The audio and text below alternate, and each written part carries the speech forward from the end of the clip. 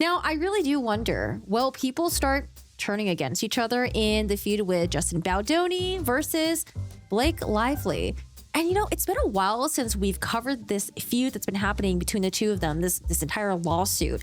This whole thing unraveled probably about a year ago, maybe like a year and 2 or 3 months, where we have one side, a seemingly united front with the power couple Blake Lively of, I don't know, she was in like Gossip Girl, she was in Age of Adeline. Wait, that guy kind of looks like Justin Baldoni. A Simple Favor, although the second movie kind of sucks. And then we have her husband, Ryan Reynolds, who started off in a lot of like comedy movies in the beginning of his career, and then he really made it big with Deadpool. I feel like anytime when you have an actor or actress get into the whole superhero universe, especially with Marvel, I don't know what DC, I don't know, but Marvel for sure, or anything that touches near Marvel, you're kind of big. You're like catapulted to the A-star, A-list, celebrity list. Now, on the same side as Blake Lively and Ryan Reynolds, we also have Stephanie Jones of Jones Works. She is Jones Works, I think has an S at the end. Now, what's interesting about Stephanie Jones is that she used to represent Justin Baldoni. That's like his PR company. Now, it's kind of interesting that's like, whoa, why was she representing Justin Baldoni? And then why is she now on Blake Lively and Ryan Reynolds' side? It's a whole mess. On the same side, maybe we can throw in there Taylor Swift. I don't know, maybe just throw her in there for fun. But honestly, it's probably tenuous at best. It seems like Taylor Swift probably wants to be very distant from this whole lawsuit that's happening. Now, moving over to the other side of the enemy lines, we have Justin Baldoni, who was the director and also the co-star of the It Ends With Us movie. This is the movie that basically catapulted this whole drama, by the way. You guys haven't seen it yet. Then we have Jamie Heath, who is the CEO of Wayfair. So Justin Baldoni and Jamie, they're in Wayfair together, and Wayfair is what produced It Ends With Us. Originally, It Ends With Us was a book that was written by Colleen Hoover. And if you guys are familiar with Colleen Hoover, she's big on TikTok, like big on the whole book talk scene, basically taking book and TikTok combining together. But her books are very big on there. People love her books. She has like a huge fan base. And so they took this book and made it into a movie. Now, what's interesting is that Colleen Hoover actually has another book turned into a movie coming out. I think it's called Verity with, I think Anne Hathaway is going to be in it. So I like Anne Hathaway. I will definitely check it out. We'll see how it is. Because the Ends With Us movie was like, it was all right. On the same team, we also have Jen Abel. Now, interestingly, Jen Abel used to work for Stephanie Jones at Jones Works as well. However, during the whole like drama unfolding last year, Jen Abel decided to make her own PR firm, and she took Justin Baldoni as a client. Okay, I have to interject here because the reason why this whole thing even started was because Jen Abel quit her work and she was forced to turn in her cell phone in. I mean, that's normal, right? You turn your cell phone, you give your cell phone back to your work provider. Why did I say it like that? Anyways, I'm a little cookie right now. I need to eat. But they took her cell phone, and I guess maybe she was caught off guard because she did not clear her cell phone. This is the same cell phone that she was using to message Melissa saying that she was going to quit working at Jones Works. This is the same cell phone she was using where I think she was like telling people that she's like, yeah, I'm going to quit, like fuck Stephanie Jones. And I'm also like scanning documents, making sure I'm good. I'm going to take Justin Baldoni with me. These are all the messages that was in Stephanie Jones' hands. And I think this is what the internet thinks also, they took those messages and went to Blake Lively, was like, hey, my former employee colluded with my former client. She essentially stole some documents from my work. She stole Justin Baldoni, and they plotted this whole thing to take you down. Not only that, Blake, but they also made a hate website about me, and they're trying to take me down. So we need to band together against them, and we need to file a lawsuit. I think that's exactly how it went down. Oh gosh, the cell phone thing. I had to mention the cell phone thing. Guys, if you guys ever quit your job and you're forced to turn your cell phone in, just fucking shove it in your mouth and swallow it. I'm just kidding. Don't do that, okay? But I mean, delete it. I don't know. Maybe it's like someone's watching over you. Or you know what? don't use your work phone. If you're going to do something, a little bit shady at the workplace that you're at, don't use your work phone. Use your personal phone because they can't take that. And if you're mixing up your personal phone and your work phone, don't. Then we have Melissa Nathan, also a key player here. Now, Melissa Nathan, she is known for her, her reputation of doing crisis PR. She also has her own firm that she formed, I think it was beginning of 2024, that is called The Agency Group, which will be short for TAG. So if you guys hear me saying TAG, I'm talking about Melissa Nathan's The Agency Group. What's interesting about TAG is that they actually, or I don't know if it's, no, sorry, not TAG, because this is way after the Depp v. Heard trial. But Melissa Nathan herself, she was one of the PR people that worked on Johnny Depp's team during the whole trial with Amber Heard. There's a little bit of an interesting tidbit that maybe we'll get into maybe later on in this video. Lastly, another main key player, we have Jed Wallace. So Justin Baldoni, goes through this crisis. He hires Melissa Nathan, crisis PR. Melissa Nathan, she recommends Jed. Now, Jed, his services were about $30,000 a month. And I think they had him on for 3 months. So he probably got maybe around $90K from Justin Baldoni and his team. I'm not really quite sure what Jed does. I'm just going to say maybe behind the scenes social stuff. Now, we are going to look at Jed's deposition. We are going to look at some behind the scene text messages when they were bringing on Jed and when Jed came on and then what they were monitoring. So at this point, I'm still not really sure what Jed does. It's kind of a mystery. Now, I want to talk about the deposition that Melissa Nathan gave. So in depositions, essentially a witness comes in and they are being questioned by the opposing attorney. There are no judges present. You're still being sworn in, so it's still a sworn in testimony, and there are still objections that are made on the record. Now, Melissa Nathan is going to be grilled by Stephanie Jones's attorney. Essentially, there was a website that came out that said, I think it was called like StephanieJonesLies.com. It was a hate website that had a Twitter account, it had a Facebook account, even a Pinterest account also, which I'm kind of surprised about. I don't know, maybe Pinterest is used for other things. I typically know Pinterest for, or I would use Pinterest for, pinning things for inspirations. Some people do it for like outfits, home decor stuff, but I don't know what else Pinterest is used for. It's kind of like that other website where, Tumblr, where I thought Tumblr was just like, people's like online diary blog thing, but Tumblr ended up being using for like other things that were very popular. We won't get into that. But anyways, essentially during this deposition, like I said, Melissa Nathan, she's being sworn in and they're asking her about this website.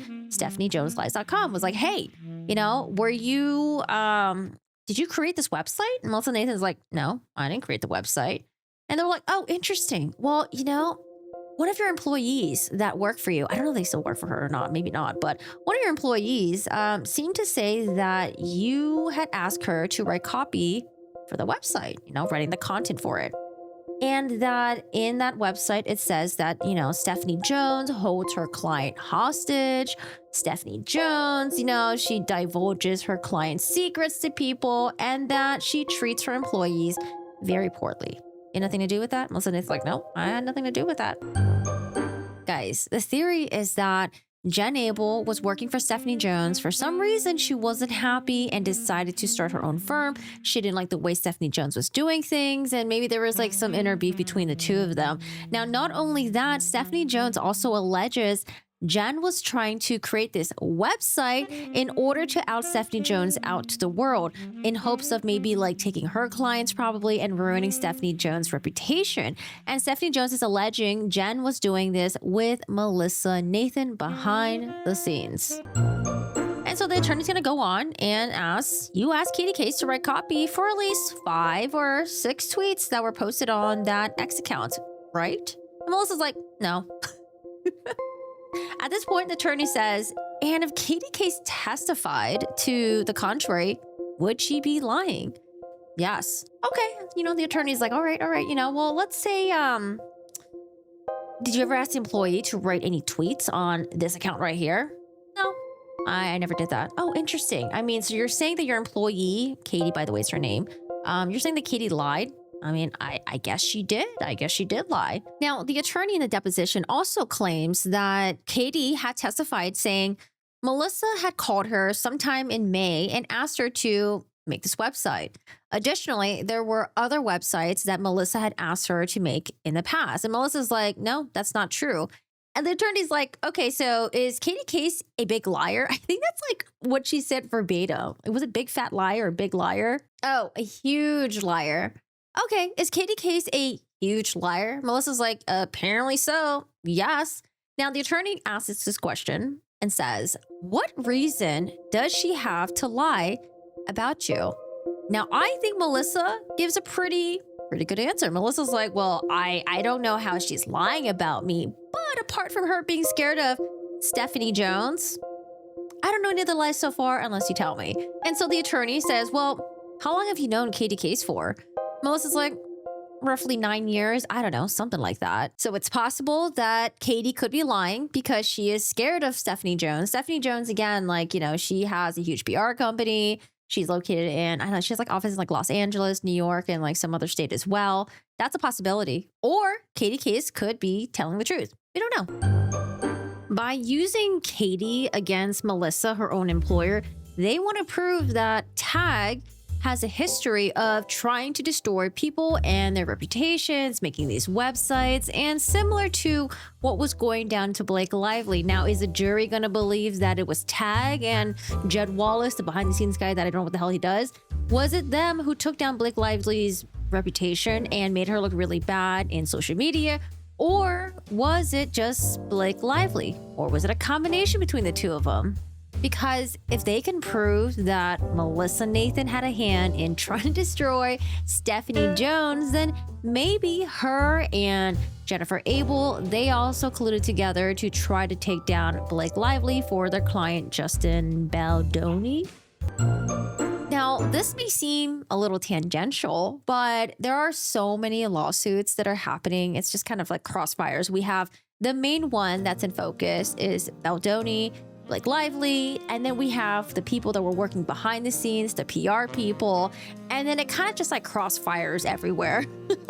We do get to see some behind the scenes text messages between Melissa Nathan and Katie Case, also the rest of the other people that work with Melissa Nathan. Now, will they be any explosive bombshells, or will they seem a little bit, more innocuous? We'll see. We'll get into it in a little bit.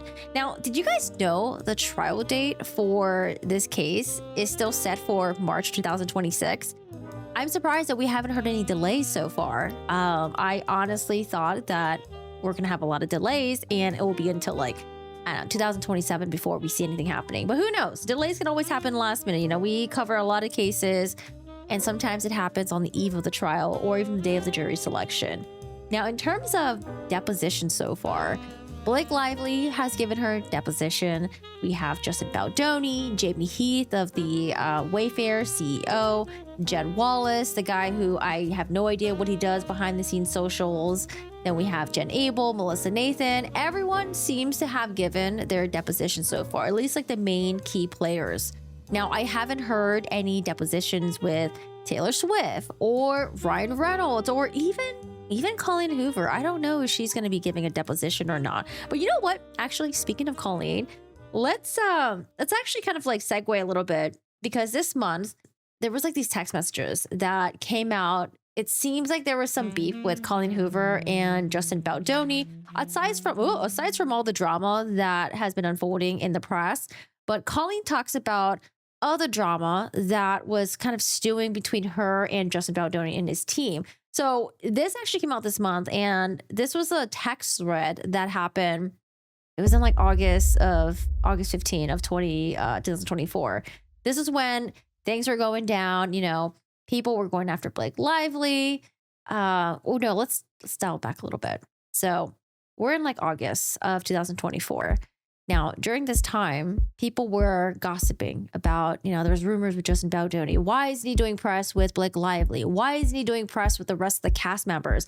Why have the cast members, including Colleen Hoover, who was the author of the book, why have they all unfollowed him on Instagram? he still follows them. Is something happening here? Why is there a divide between Justin Baldoni and everyone else? Not only that, we also saw the cast members of It Ends With Us.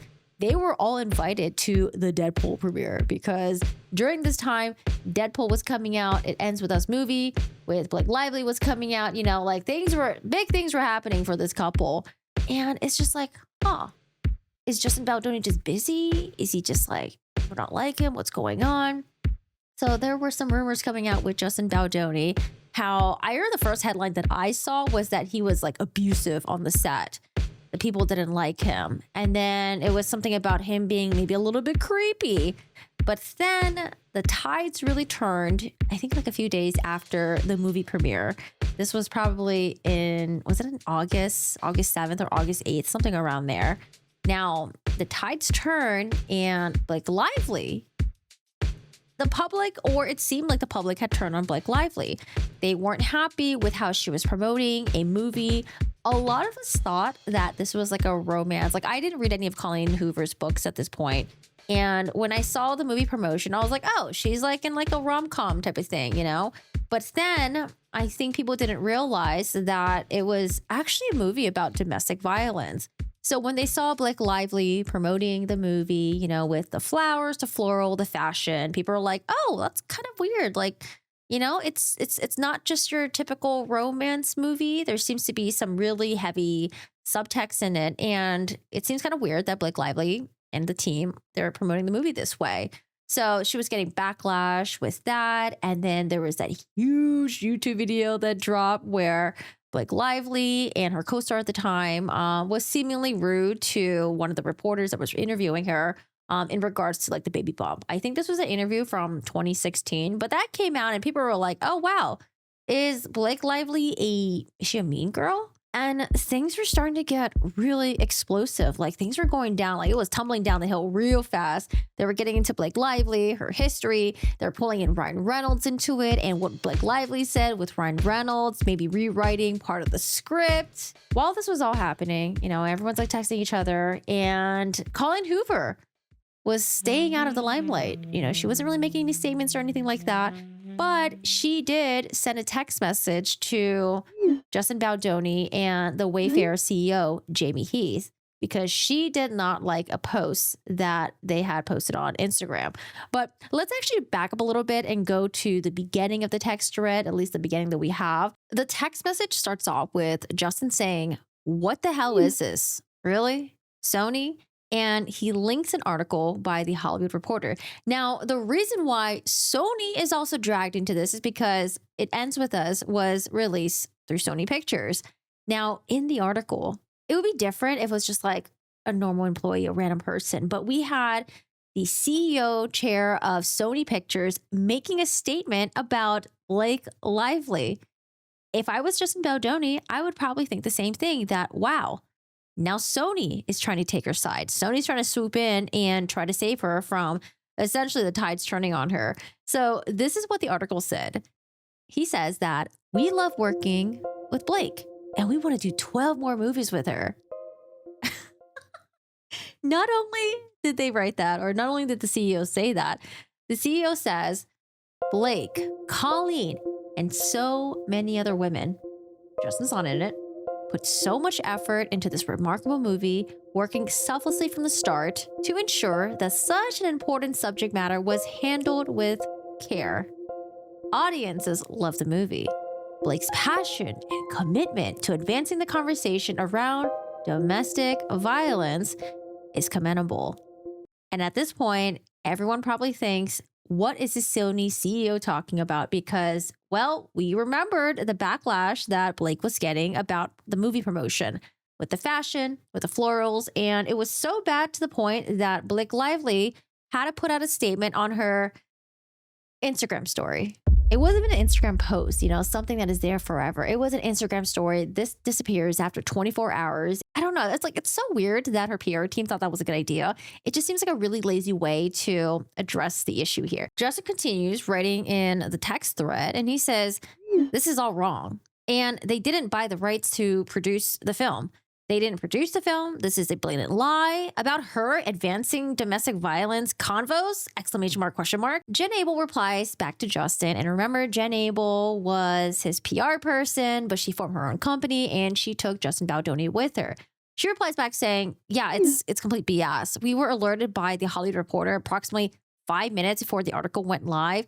And there's just so many things here that need adjusting. But taking a step back, the fan uprising against this piece is starting to swell. This will backfire. So we looked at the tweet that was linked in there and to see the comments of what people thought about this article and Sony coming in and swooping in to seemingly save Blake Lively. So Hollywood Reporter, they tweet out this article and basically it says, oh God, Grok, go away. How do I make the Grok thing go away? Oh my God, go away. It ends with us. Sony chief praises Blake Lively for advancing the conversation around DV. Okay, so let's read some of the comments that are popping up at me. Blake has done nothing but promote her husband's film and her own product lines. She made no mention of DV until yesterday after the backlash she received on social media. On her story, no less, and it's already gone. She's not even talking about it. She's selling the movie as a rom-com. Yeah, I thought it was a rom-com. Someone else wrote, Ryan Reynolds made some call with a little, I don't know how to describe that face. Conniving face, menacing face, maybe. Is the conversation in the room with us right now? Was it ever in the building? Reading the comments, I don't think Sony fooled anybody about Blake. Another person wrote, the only conversation Blake has started is around her wellness products. Only Justin has been raising awareness. Yeah, she was promoting Betty Booze, which is her, is it non-alcoholic? No, it's an alcoholic line. I think she doesn't drink, but she has an alcoholic line. No, alcohol line. She doesn't drink, but she has her own alcohol line. There you go. I think Ryan Reynolds has his own tequila thing too. But she was also promoting her hair care products, which I think dropped in the same month. So, I mean, it makes sense, right? If you have something big going on, you're associated with the Deadpool stuff because of your husband, and then you have this movie that you're dropping. Why not drop the hair care line too? Because you're kind of buzzing in the media. So it makes sense to do that. However, if you're promoting your company that you greatly benefit from, it can really leave a bad taste in people's mouths, especially if the movie that you're also promoting has themes of domestic violence. It's almost as if she wanted to have the bonus points of being involved in such a serious movie that has these very important themes in it. But when it came to promoting it, she just wanted to just keep it very light, fluffy, fun, sexy, I guess. I can see why there was an organic backlash against Blake Lively. Now, the question of this trial is whether or not that backlash was bolstered in some way artificially, right? Oh, and since it was mentioned in this text thread, I guess we'll just segue and talk about this really quick. Now, during this time, Justin Baldoni was getting some backlash for hiring Melissa Nathan. The articles were like, oh, Justin Baldoni hires Johnny Depp crisis PR person. And that got a lot of people thinking, especially people that do support Amber Heard, although I would say it's kind of paltry in comparison to Johnny Depp. Now, he links his Australian podcast where there is a clip of the podcasters talking about how the Johnny Depp trial and how the tides turn against Amber Heard so quickly. And that it is very interesting because it also seemed like the tides turned really quickly against Blake Lively. And now that we found out that Justin Baldoni hired the same crisis team as Johnny Depp, well, maybe the same thing is happening here. Maybe it's all artificial. That's basically the sentiment that I got from that clip. And so Justin Baldoni asks the group chat and he says, are we doing anything to influence this stuff? Or is this real people helping and coming to my defense? ... Jen Abel, his publicist, says, no bots, no fake account, none of that. Okay. She also says, real people coming to your defense, trust. It's astounding to see the enormous amount of support, but it's real. Justin continues writing, people are thinking it's us and, watch that video.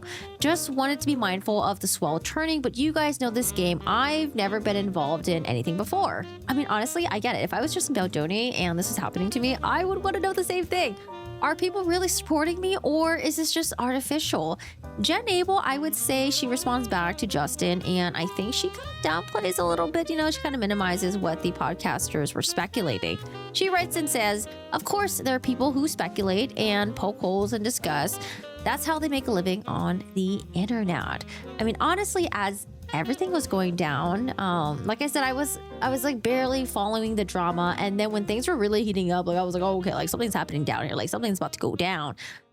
In the comment section, there was a very overwhelmingly amount of support for Justin Baldoni, like passion people. People were like, did not like Blake Lively. People who, you know, felt bad for Justin Baldoni. Even I thought the same thing. I was like, oh, I wonder if like, you know, are these like bots or something? Or there's generally a lot of people who just support him. But it was overwhelmingly like very pro Justin. And, you know, even it seemed like even Justin Baldoni thought the same thing too. Like, oh, wow, there's a lot of people supporting me. Like, this is overwhelming. I just want to make sure that like this is like real. This is true. However, you know, I think the observations from what went down in Johnny Depp versus Amber Heard trial versus all the articles that are coming out about the It Ends With Us set, I think it's just so vastly different because you guys got to remember, as each trial day went by, we were getting such a condensed amount of information and we were hearing it from the horse's mouth, essentially. People that were actually involved in being in Johnny Depp's sphere. Not only did we hear from Johnny Depp himself, from his side of the story, and you guys remember the testimony of the best friend? I just felt like a lot of people really resonated with this man. Like, he was getting really emotional in the stand. He talked about how it was like heart-wrenching to see what was going on with Johnny Depp and like the sadness he felt. And I think he was even tearing up on the stand. And it's not like he had bad blood between him and Amber Heard, but he essentially was seeing how this woman was destroying Johnny's life. So I can see why, as each trial day went by, we're getting so much information and people were like, hey, you know what? I supported Amber Heard, but now I just think that maybe she's lying. You know, maybe Johnny Depp is the victim, the true victim here after all. So we take that versus what went down with Blake Lively and Justin Baldoni. You know, yes, there were articles coming out, but it was like sources close to Blake Lively, sources close to Justin Baldoni say, or like a source of someone who was like on the set X, Y, and Z. Now, I guess you could combat that and say, well, you know, people are judging Blake Lively based on how she conducted herself with the interview from 2016 with the reporter, or how she was conducting herself in those interviews with, you know, her promoting the movie, and how she was just being very like light and fluffy about it, not really taking things seriously. But I mean, I just want to make that observation that I just think it's just completely different with the information, the vast amount of information that we were getting from the trial versus the articles and then Blake doing her interviews. I can absolutely see why the tides turn against Amber Heard. With Blake Lively, I can see why people are skeptical as to why, you know, there's such an overwhelmingly amount of support for Justin Baldoni. So I can see why even Justin Baldoni himself is, you know, kind of wondering if this is real support or not. Melissa Nason does end up responding to this, and she says, referencing the Australian podcast that you saw, that's complete garbage. I can tell you, hand on my heart, there was 4 human women working on that trial, and I was one of them, not one Russian bot in sight. It's actually very similar to what you're having right now, the outpouring of love and support being weaponized against you by her side because it can't be true. So she's trying to ease, you know, kind of quell his worries a little bit with this being completely artificial. The text thread does continue with other TikToks that seem to be pretty positive for Justin Baldoni. There was like a People one that was posted on People magazine where the co-star, the one who played Atlas, what was his name again? Brandon. Yeah, Brandon Sklenar. I think that's his last name. Where he talks about how he had a positive interaction with Justin Baldoni in the set, and then he goes on and talks about Blake Lively. So not only are these positive for Justin Baldoni, but for Blake as well. There was a TikTok that Justin Baldoni wanted to share. It was essentially him being spotted, I think, at a CVS, where a fan comes up to him and is like, hey, you know, like my daughter and I were fans of yours. Can you make a video just basically saying hi to my daughter? And so Justin films it, and it's kind of cute. It's kind of cute, you know, it's kind of sweet. But let's get into the text message with Colleen Hoover. Now, y'all got to remember, Colleen Hoover was staying kind of quiet during this time. It seemed like Colleen Hoover had taken the side of Blake Lively because she was doing the press with Blake. And there was also the press with the rest of the cast members. Now, Justin and Colleen did do an appearance together a few months before the movie came out. However, I think what sort of solidified that Colleen was also maybe anti-Justin and on Blake's team was because there is something called Book Bonanza where I think Colleen makes an appearance every year. And Big Bonanza was supposed to be really big this year because the It Ends With Us book was going to be turned into a movie. Guess who was not invited to Book Bonanza? Justin Baldoni. Blake was there. At some point, they invited the rest of the cast members to come join up on the stage, and Justin Baldoni was very, very absent from that. So I think that solidifies that, hey, if Justin was cool with Colleen, well, wouldn't Justin have been there anyways? Maybe Justin didn't want to be a part of it because of his bad beef with Blake Lively, but most people tend to suck it up and try to promote a movie and make the most money that they can, right? Why wasn't Justin invited? Okay, guys, hello. I just ate, so I'm feeling a little bit full here, but back to this. We're still in the same text thread with everyone there. Justin Baldoni's in it, Jamie's in it, and Justin's PR team's in there. So all of a sudden, Justin's like, hey guys, Colleen just texted this to us. This is the first time that we've heard from her. This is when all the drama was going down between Jake, Justin Baldoni, Ryan Reynolds was being thrown into it as well.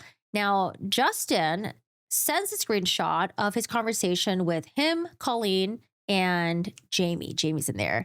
So Colleen, she takes a screenshot of Wayfair's Instagram post, where there's an article that says, "It ends with us ending explain why Justin Baldoni decided to change Ryle's fate."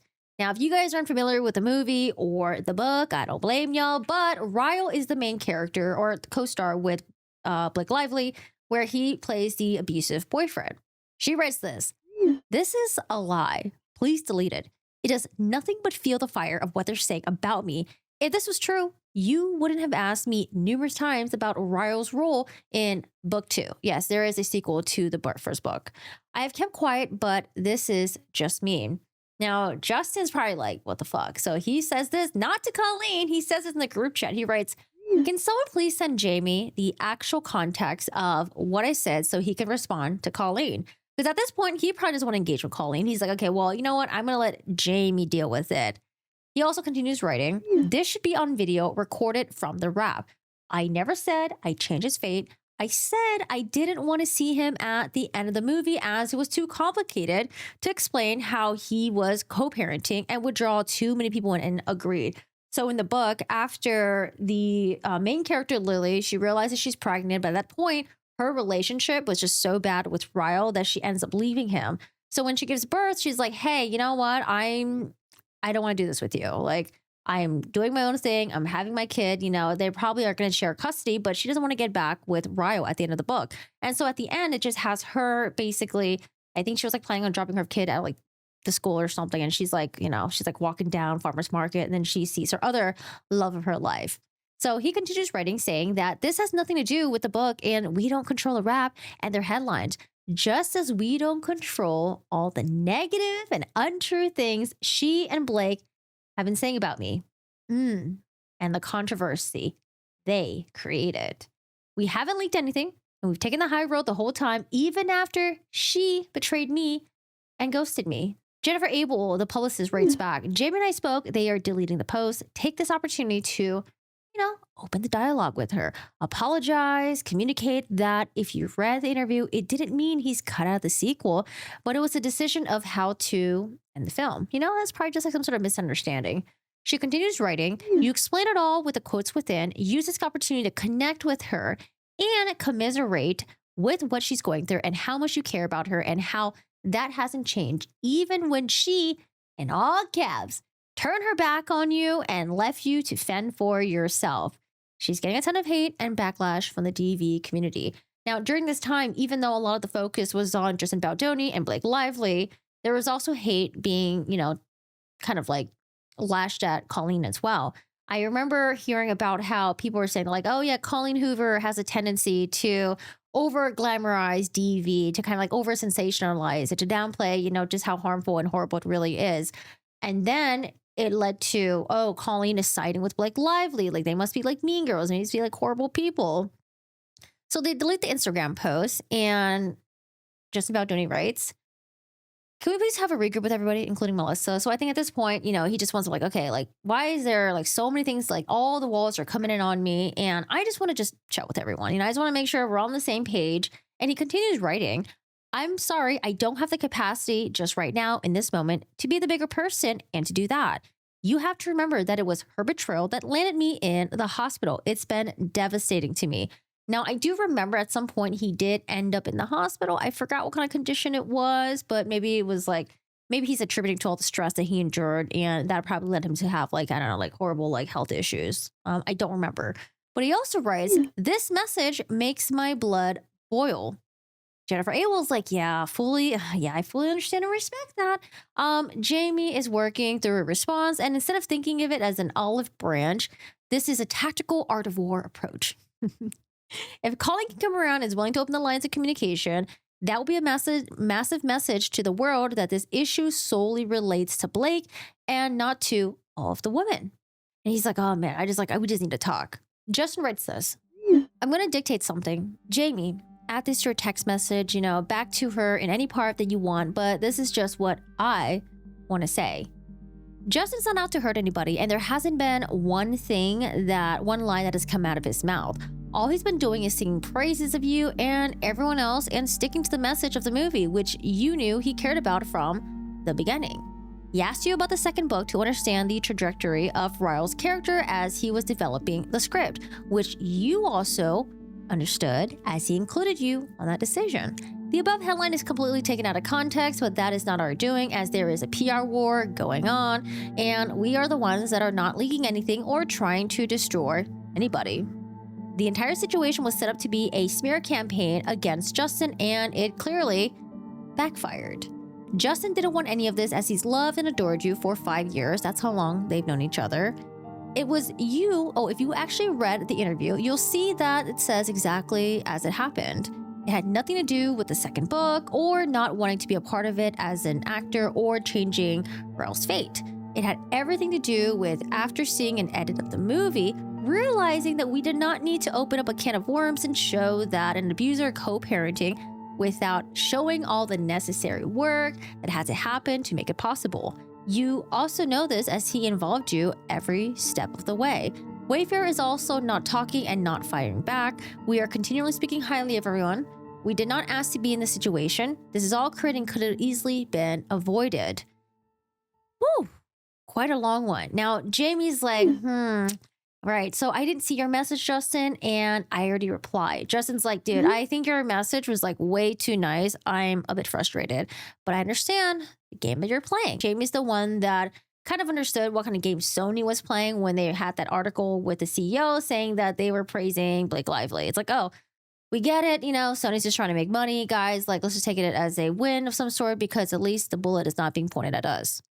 Jennifer Abel writes, Justin, please know that I'm not saying this to dismiss your completely warranted feelings about this, but I would be remiss if I didn't advise that I feel strongly about you responding from the heart, since you're also in on this text. It may be a futile attempt, but think of it as a part of a larger strategy. I drafted something in case you might consider. So she has her own draft of what she should write, but then Jamie's like, Justin, you shouldn't respond right now for anything other than to validate what I said. You are full of emotion and you will react, and it could, add to the fire instead of trying to put it out. The last thing we need is Colleen speaking publicly about you in negative way. That's all that matters right now, is to put out that fire. And Judge is like, oh, okay, fine. I understand. And then Jennifer Abel's like, all right, I'll stand down too, all right, since we're all standing down here. So he's going to put in a different response that they're going to work on. This is the first draft of it. Colleen, I am sorry that you are hurting. I want you to know that there has not been one line that has come out of my mouth or one bad word spoken about any of you. I'm also not talking about my experience. I have been sticking to the same message of the movie, which I care deeply about from the beginning. The headline is taken out of context, which you will see from the interview. I spoke about this multiple times, and they also don't include everything I say, none of which has anything to do with changing his trajectory in the second book, which I, of course, asked him multiple times to understand where the story goes. You support my decision to remove him from the end. We do not control the headlines. Since it's the first time we've heard from you, I just want you to know that I've cared for you for the past 5 years, and that hasn't changed. There's other reiterations of this, and Colleen does respond back. Oh my gosh, this is what Colleen writes. It just feels like I'm on an island here. When the hate is being directed at me, you guys posting that article and allowing it to fill the comments is hurtful. And the timing, it just feels like you're worried about your image, but not the women who are behind the story. I know things took an awful turn, and I felt forced to choose when I did not want to. So who made you choose? But the back and forth articles from both camps are just so upsetting and ridiculous. It's making everyone working this movie look immature. Everyone is out here trying to save themselves, and now this has turned into a huge mess. Oh, Colleen, it just gets worse. And I know you guys think I've made decisions for certain reasons, and here's where Colleen goes into other potential issues that she was having with Justin. As I know, you guys think I made decisions for certain reasons, but I have felt a rift from long before I was ever in contact with Blake. It started with me not being allowed to read the script until I sat with the readers. But then all the interviews made it seem like you included me in the script from the beginning. Then the whole documentary thing where I said no so many very times. And the book, when I asked you guys to at least donate a portion of the proceeds to DV. And then I was told the only way a donation will be made is if I took 1% and donated that myself. Then the whole tattoo thing. All the texts of you blaming Blake for that and reiterating that she didn't read the book every time I asked you what to say to your readers. I have been disappointed personally by your actions many times. I appreciate that you shouldn't have directly said anything negative, but that's how it should be. You are a grown man with a platform. You know how to use it to protect your image. Please don't continue to use it to harm me or mine. That is all that I'm asking. Ooh, when Justin read this, his blood must have been boiling even more. Like if his blood was already boiling at this point, his blood boiled so much that there's no blood left. Okay, it's all been condensated. So Justin is not happy about this. And what he's going to do is he's going to say, I don't know if he ends up sending these screenshots, but I think he does. He takes a bunch of screenshots between him and Colleen in the past. And in these screenshots, he's essentially reminding her, hey, it seems like your memory of things is not really accurate with what actually went down. Here's a screenshot or a bunch of screenshots, as a matter of fact, to remind you what actually happened. Here's one of the iterations of the message that they are going to be working on to send to Colleen. It's supposed to say, I'm sorry to hear the pain that you're experiencing. Feeling alone on an island is just terrible. I want you to know with all sincerity that my team hasn't engaged in anything that would harm you, and they have not contributed to any negative articles. My heart breaks when I think about the distance that has grown between us, especially when I've always valued our collaboration and friendship so dearly. I know a lot has happened since we worked on the script together, and you feel as though you weren't included before the fan reading. As an effort, though, to remind you, we sent you a script beforehand in July 2022 where you responded with such positivity, noting how pleased you were that it stayed true to the book, and you even shared your notes with me.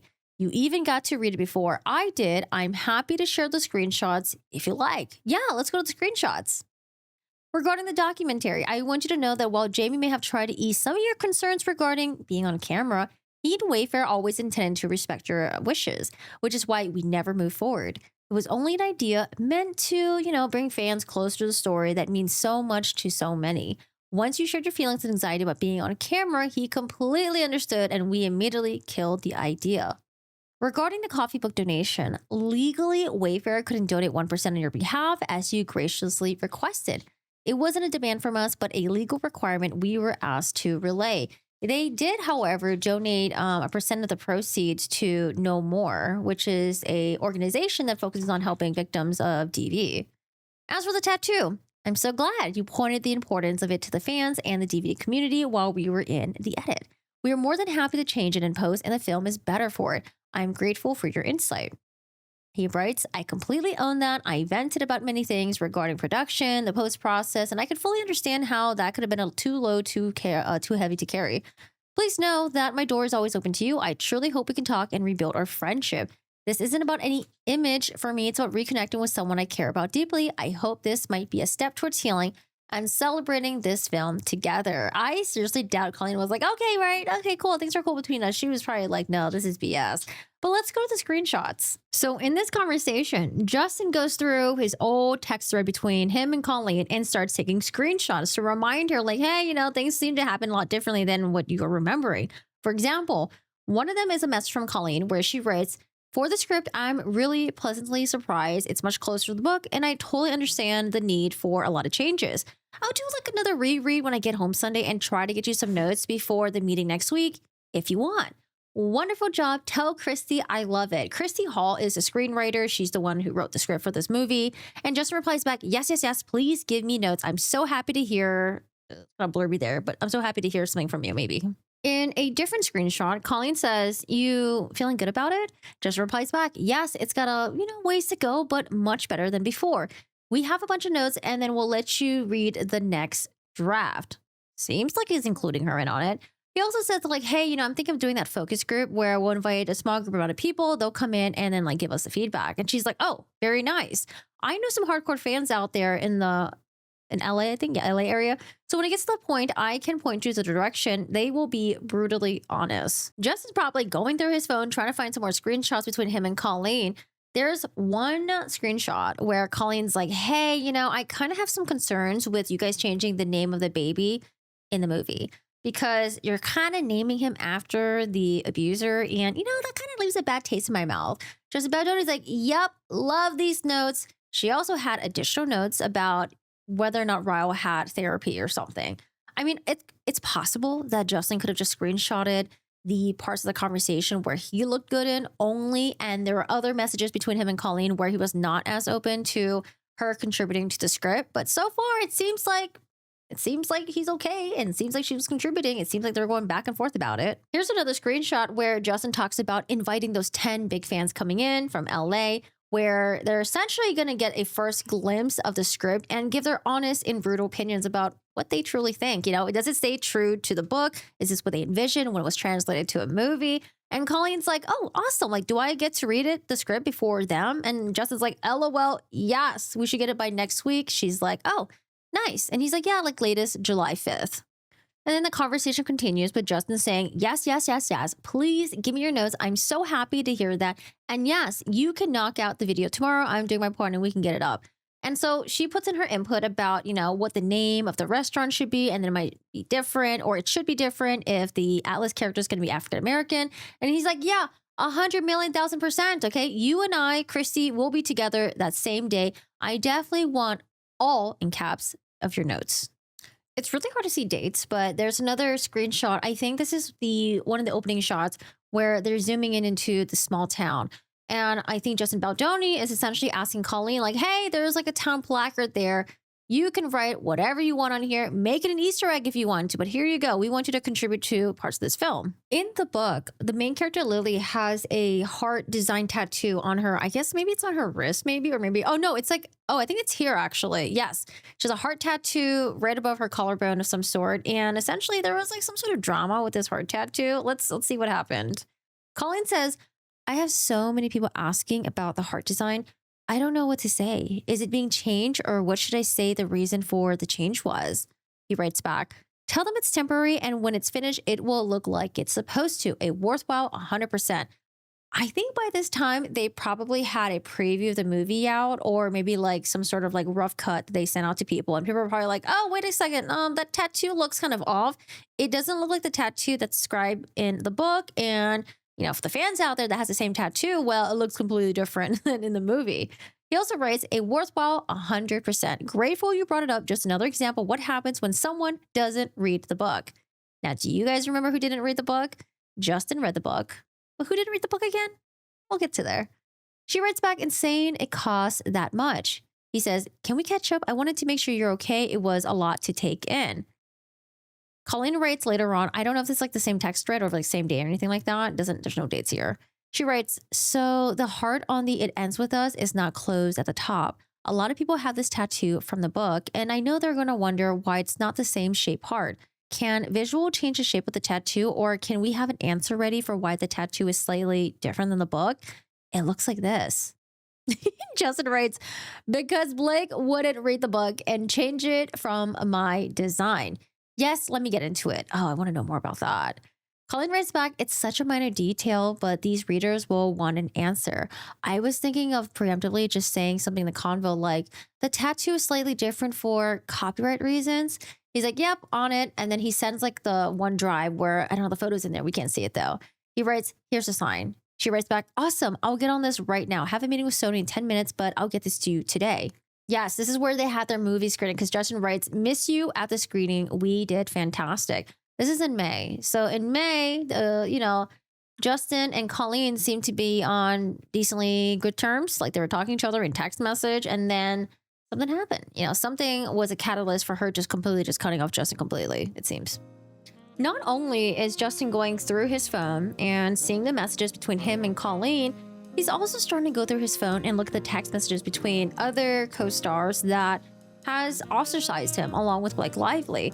He's going through Isabella Ferrer, who played the young version of Blake Lively, and he's like, oh, this is a message that she sent me back in July where she thanked me for creating such a space safe for her to act in. This is like her first movie role that she was in, and now she won't even say my name. Also, I was going through text message between Brandon and I. We had like a bro friend text for like a whole year, having like a little bromance, and then now it's just nothing. It's quite obvious that he really feels like these people just turn their backs on him.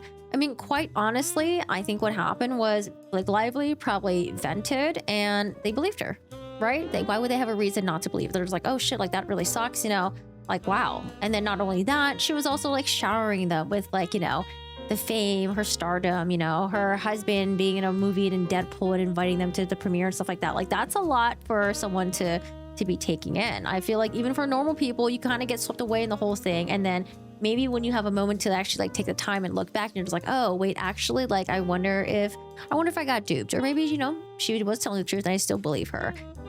He also has his text message where he realizes that Ryan Reynolds, not Baldoni, Blake Lively's husband, unblocked him and his wife Emily. So he writes this: in other news, Ryan unblocked me and Emily so he could, what he thinks is to spy on them. She had a feeling and checked, and she could see his name, and then I checked. I could search him as well. I couldn't search for him a week ago. And they're like, huh, that's interesting. It's kind of interesting because you would expect someone like Ryan Reynolds, wouldn't they just have like a Finsta, which is also called a fake Instagram account? Some people out there, and I'm not judging any of you guys out there, but some people might have fake Instagram accounts where they can spy on ex-boyfriends, or maybe like, your ex-boyfriend's new girlfriend, or spy on like, that cute person at work that you're kind of interested in, but then you don't want them to know that like you're stalking or you found their Instagram account. I'm not, like I said, I'm not judging, but wouldn't it be smarter to have a fake Instagram account and spy on someone? It's pretty funny because this case has not been popping up in my algorithm for a little bit, but what brought it back into my feed, there were these footages that Wayfair had released as exhibits where, for example, one of them, it's like Blake Lively. She's like in the hospital. She's walking around with a book in her hand. And this was actually not in the movie because I don't recognize it. Unless I don't think it was in the movie. So she's walking in the hospital and she misses the character Ryle. Ryle comes down, that's Justin Baldoni. He's coming down, he's talking to a patient, assuring her that the surgery will be fine.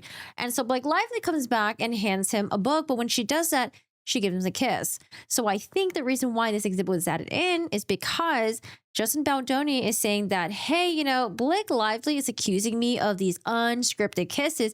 However, we have a footage of her kissing me and it wasn't in the script. That's what I'm thinking. Let's watch it together. Oh, by the way, shout out to Docket Updates. You guys can find the footage in this website, and then I will link it down below. Action, Blake.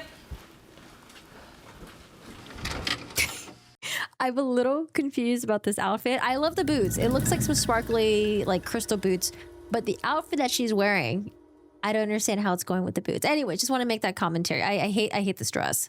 The boots are cute, but I would never wear them if they look uncomfortable as hell. How does it go together? I just don't understand how it just looks like a hospital gown. I promise you, you have absolutely nothing So she misses Justin Baldoni. Baldoni's coming down with the patient. to be scared of, okay? I've done this surgery so many times, all right? All you gotta do is close your eyes and you're gonna be great, all right? Bye, Emily. I'll see you later. Oh, I wonder if he named the kid Emily because Emily's the name of his wife. So Blake comes back. Hi, I'm so sorry. Wait, what are you... No, I just, Is everything okay? Yeah, you forgot this. Wait, what? She goes up to him, she kisses him. So I think this is the part where they're saying that the kiss was unscripted. However, Blake initiated it. And this just goes back to what I was saying a long time ago about this case, that either Blake forgot that Justin has these footages, or she's lying, or maybe she's misremembering things. Because like I would also assume that she also has access to these footage as well, because ultimately she ended up editing the footage of the movie, and her version was the one that was released to the public. It just doesn't make sense to me why you would lie knowing that there's footages out there that can rebut your lies. So this whole thing still perplexes me. You know, I'm still kind of on the middle where I'm like, I don't know who's lying here. Things look a bit shady here. Things look a bit weird over here. But oh man, it sucks that we can't attend the trial because it is a federal trial. It's not going to be live stream, but you know, they will have probably seats available for the public, whoever can get in. But realistically, are we getting in? No. Okay. We can't be sitting there for that long. My back be hurting. So our next exhibit that they posted is the one with Blake Lively wearing these like shoes. And this goes to the accusation that Justin Baldoni made Blake feel uncomfortable and other women uncomfortable on the set as well, because he would use the term sexy to describe, for example, Blake's like onesie, I think. He said it was like sexy. And then there was also what we're learning now, Jenny Slater wearing leather pants. However, the Justin Baldoni team, they're rebutting that by saying that, oh, well, you know, Blake Lively had like she typically would just use the word sexy and just throw it around. So Justin was just trying to match her energy and just by throwing the word sexy back at her. So there's a footage of Blake Lively just describing her shoes that she's wearing as sexy. The chair right there, just the closest distance. I know it seems so ridiculous. I don't think it's It does not. the problem. The reason they're so sexy is because it's just like naked foot, like Cinderella, but there's no platform. So if your phone is hitting wood, it is. I'm sorry. So there's no transcript or anything, but Blake is like, oh my God, my feet fucking hurts. Not verbatim, but she was explaining that the reason why these shoes are so sexy is because they have that Cinderella effect where it like really slopes down. However, there's no platform. So her bone is just like hitting straight against the wood, and that's just causing extreme discomfort in her feet. Now, going back to the term sexy, honestly, it really depends on the context of how it's used. It depends on the person saying it and if you're comfortable with them. It's possible that Justin Baldoni thought he was homies with Blake Lively and Jenny Slater. Maybe they were vibing it, and he thought that it would be okay for him to refer to their clothes as sexy because they would refer to it as sexy. Maybe there's no harm behind it. Or maybe he was taking advantage that these women were so open and that he's like, you know, I'm going to slide in and be creepy. I don't know. It's like kind of hard to tell. I feel like my gut reaction is just like, I don't know if there's really a creepy, you know, sense behind it. But like I said, I wasn't on the set or anything like that. It could be completely different as the person who's on the receiving end of it, you know, because typically when you feel like someone's being creepy, like, you know, they're being creepy, okay? But sometimes you might be like, you know, maybe I'm just overthinking it. Maybe I'm just, you know, maybe I'm just like exaggerating. But it seems like there are other women on the set that felt this way. Now, there's a major key player here, though. I don't know if Blake Lively truly felt like she was, you know, harassed, and then maybe other people decided to join in on her cause because they just wanted to find a way to just instantly bond with her. But it's possible that these women had their own separate experiences with Justin Baldoni. I don't know. There's a lot that we don't know, and we just have to wait for more information to come out. Now, the next thing that I wanted to address, the hugs, okay? Now, the reason why I was getting a little bit is because it sounds a little bit silly. However, there were people that were complaining that they kind of felt a little bit uncomfortable on the set because there's just a lot of hugging going on. Jamie Heath, another male that was on the set, was hugging a lot of people. Justin Baldoni's a hugger as well. However, the Baldoni team, they're going to show footages saying that, like, hey, you know, like, yeah, like Justin is a hugger, Jamie's a hugger, but it seems like the hugging culture was kind of going all around because everyone was hugging each other. It wasn't just like Justin and Jamie was the only one that was like giving hugs to people and no one was reciprocating. It seems like it was going both ways. However, there's no Blake Lively in here. There's no Jenny Slater in here, but we do have the young co-stars because at this point, they had already filmed the Blake Lively portion. Now they're going to film the adult portion, and they're going to go back and film the rest of the Blake Lively portion. So there's like 3 stages and when this was filmed. All right, let's watch. So this is the young co-star Isabella Ferrer, who did send that message to Justin Baldoni saying that, like, hey, I got my films developed. Thank you so much for creating such a safe space in, you know, on production. And this was my first movie. I was really comfortable. Something to that fact that I mentioned earlier. Do you want to give it a shuffle? Justin, you want to give it a shuffle? Nice shuffle. We want the PAs. Are we see? Yes, we want the PAs to win. That's what we want to win. And this is the moment of truth. And we have all been. You know, just like a sweet, wholesome moment. It seems like they're doing a raffle, so I don't know. I think like maybe like money goes like towards like a specific team or something like that. I'm not quite sure. Waiting for. Dion, you might want to come closer. Emily, you might want to come closer. What do we have? Who is it? PAs. Oh my God, give me the ticket. Let's see the ticket. And it's from Justin. Okay, so congratulations to all the PAs. So we have a high five. And It looks like maybe she was gonna hug, but then Justin wasn't paying attention to what's happening, so maybe she backs off a little bit. winners are the PAs. Justin Baldoni, our winner. But they're really trying to show, I think someone's gonna give Justin a hug after this. Lovely. Wow. That's hilarious. Thank you so much. I appreciate you. Thank you. Thank you. Okay, they're hugging Justin, and then later on, there's other people that are gonna be hugging Justin. Bro, I got you. And they go back. Bro, I got you. Hopefully, you asked the right one.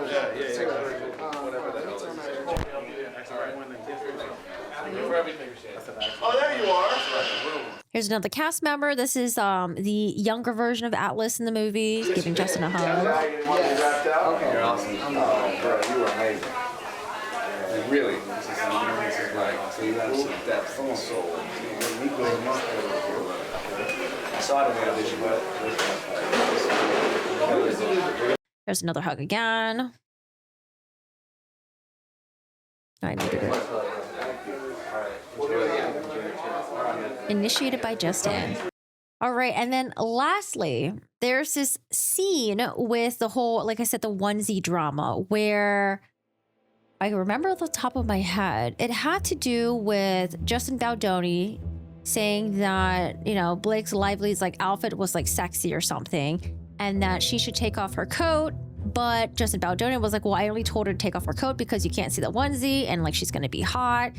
Blake Lively was saying that like, oh, you know, I felt uncomfortable during that time. And then Justin Baldoni was like, oh, well, you know, I wasn't trying to hit on her. I was trying to creep on her. And then as a matter of fact, she had food in her teeth and I was just telling her to get a toothpick. So we get to hear tiny little tidbits of that interaction. We don't get to hear it clearly, but they do have it on camera. So let's watch it together. The whole thing is 8 minutes, but I think the portion that we're really concerned with is like a minute long. And there's Hassan Minaj, one of the co-stars. From what I can barely hear, it seems like he's trying to convince her, hey, you know, everyone in this shot, we're all wearing our onesie. Maybe you should take off that jacket. Jenny's wearing the onesie, Justin's wearing the onesie, and so is Hassan Minaj. Thank you so much. Like right there, I think he's trying to say we're all gonna wear, but then he gets cut off. That's what it sounds like to me. Let me know if it sounds completely different for y'all, because it is really hard to hear with all the background noise.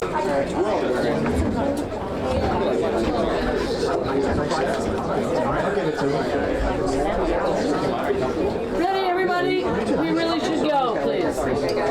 Honestly, it seems like he's trying to take the indirect approach of trying to get her to take off her jacket, but he doesn't know how to be very direct about it. So instead, he's like, oh, well, we're all going to be wearing, oh, wait, I mean, are you comfortable? Maybe you're going to be hot. You know, maybe you should take off the jacket. So, again, who's going to watch everything here? A wall comes in, right? So please make sure that nobody's standing right here, please. Okay. All right. We should go. Ready? All I could hear from him so far was him saying, are you comfortable? And then just now he said, you're going to be really hot or something. But is it coming off as you're going to be hot temperature-wise? Like wearing that sweater is going to make you kind of like hot? Or as in, ooh, you're going to be hot, like in an ogling way. To me, it seems the former, but, you know, maybe other things were said that we couldn't hear. And he does say sexy right here. Yeah, so there's Blake right there. See her head. Maybe that's her assistant. Makeup, maybe? Somebody lock it up. And then he basically motions for his teeth, saying that like, oh, Blake has something in his teeth. Need to get a toothpick. We get a toothpick, please. Viv, do you have a toothpick? Yeah, right here. Thank you.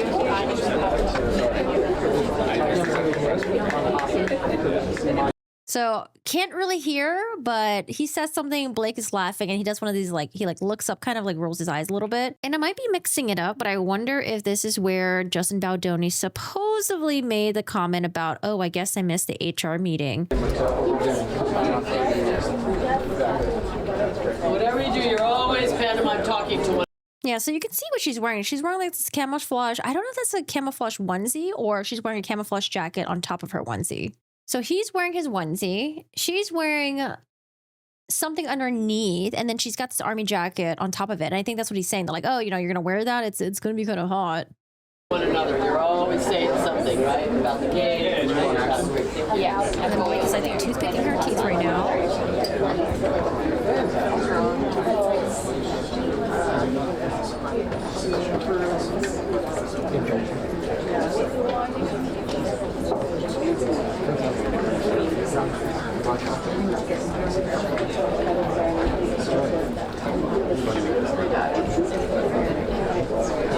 She's still getting something out of her teeth. All right, we should go. Yeah, I think she still is.